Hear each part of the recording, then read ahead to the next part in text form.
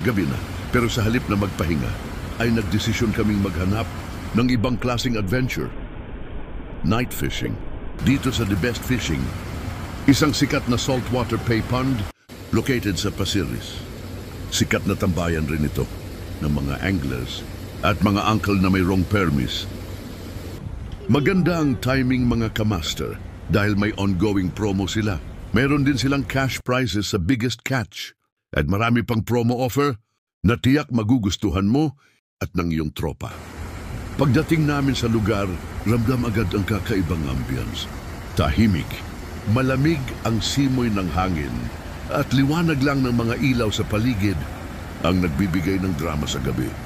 Habang naghihintay, chill lang. Kwentuhan, konting tawa at syempre pagmasid sa paligid. Tumunog ang fishing rod. Fish on mga kamaster.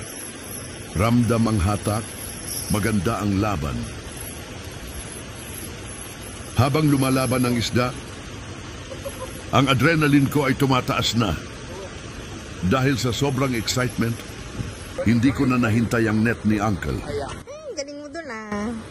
Napa-boat flip tuloy, kaso walang boat. At ayun, landed mga kamaster. Isang snapper ang nadali natin. Good size. Tamang-tama para sa isang espesyal na hapunan. Pag-uwi, nilinis agad ang aming huli at prinito.